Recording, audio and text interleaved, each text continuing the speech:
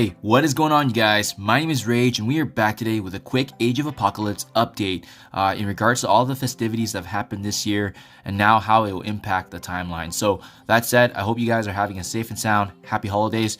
Let's get this party started. First and foremost, what a year it has been, with all the different scourges that have come about, all the different sagas, and now we have all this information and we can really get a good sense in regards to what's going to be upcoming early in 2023, leading up ultimately to the unlock of Apocalypse. So that said, I did take time to quickly populate in regards to the timeline, how everything has kind of been released this year so far, as well as the number of counts for each event and running. So you can see here, things started off in 2022 with a bang, with Morgan Le Fay coming out early April.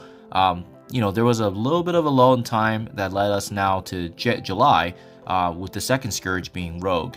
And then shortly afterwards, what we didn't expect was that Pestilence, the Scourge for Morgan Le Fay, it was ran actually twice before the third Legendary Horseman, in being Red Hulk, was ultimately released too. So there was an interesting kind of lag there. Following Red Hulk's initial release, we do have the Famine Scourge running again for the second time, and then again another curveball thrown at us, which was Morgan Le Fay coming back for the fourth, and in my honest opinion, the last time that we'll see her before the release of ultimately Apocalypse, just because of her event being run the most. And we've already seen with the presence that there was an opportunity to utilize those credits built up from presence to actually earn shards of her and purchase her directly in the store. Then we had another Rogue Famine Scourge that actually ran the third time shortly afterwards, right before Archangel's Death Saga. Death Scourge that was released ultimately in the final month here of December. Now, what we know outstanding based on all the festivities that have happened so far is that potentially there's likely one more Famine Scourge coming up, which is for Rogue, so we'll get another chance to get more shards of her to push her to 7, if you guys haven't already done so from the previous runnings of it. We also have likely 2 to 3 more War Scourges coming up for Red Hulk, so that's a bare minimum of 80 to 120 shards of Red Hulk if you're able to partake in the event and earn at least a minimum of 100,000 points in total. We also just recently saw the recent Death Scourge releasing Archangel, so because he's the freshest and newest, there's likely 2 to 3 more events of him leading up into ultimately the Apocalypse character release.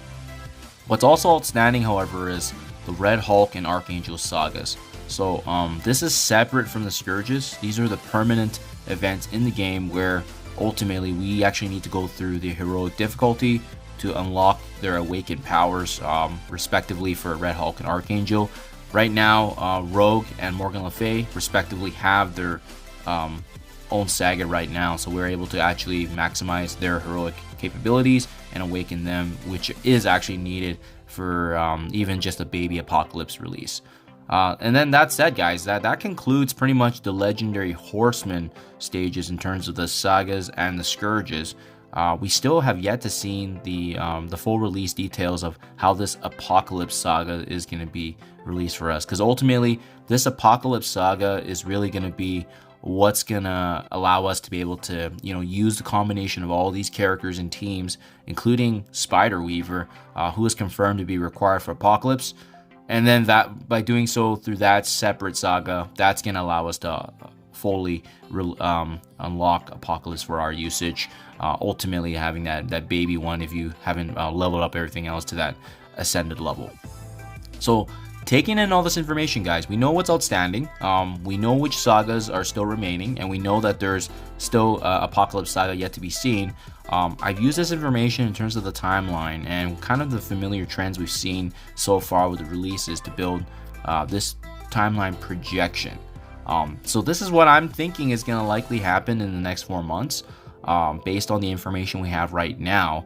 And obviously, guys, keep in mind, this can totally change, but based on everything we've seen, there has been a recurring trend, at least from what we've seen in terms of the release pattern, the frequencies, and how often or shortly after they can be released. It's gonna be a time crunch period. So let me break it down for each month so you guys can kind of pinpoint what to expect. I was expecting the Red Hulk War Scourge to actually happen in December, so shortly before the end of the month here. That didn't come about to my fruition, so it means that likely the holiday planning with the Scopely staff, that they had to push it probably, but it was supposed to be run this month, just given what we've already seen with the previous festivities. But my assumption is that with the holidays, everyone winding down, that's likely what has delayed this slightly. That said, in January 2023, we are very likely going to see the second running of the War Scourge, giving us the opportunity to unlock Red Hulk shards again. We're also gonna see his respective Red Hulk saga, which again is needed in order to awaken his powers. Needed to be that legendary horseman to fit into Apocalypse's team. And then we'll also probably see, maybe near the end of January, early February, the final and last running of the Famine Scourge. So the last opportunity to get shards of Rogue. This one is the one I'm not really certain about, because anytime that we see an event being run 4 times, I feel like because Morgan Le Fay was the earliest one released and dragged out the most in terms of timeline, they could have just threw in the 4th time just to, really give that benefit, giving the players a bone, so to speak, right? So don't take that with any kind of serious assumption here, because I think for the 4th time, it is a bit of a stretch, but I mean, I'm hopeful. I think there could be a possibility, so that's why I'm documenting it here. But especially with her shards being available via purchasing through the presents again, through the holiday store, I'm not too sure now that we have that kind of release method. So possibly a Famine Rogue Scourge for the 4th time. We will see in due time. Then we follow things up in February, where it does start to get ramping up here as we get ultimately to the expected timeline and projection of when Apocalypse is coming out. So in February, we would likely see a Death Scourge featuring Archangel, who we just recently saw, running for the 2nd time.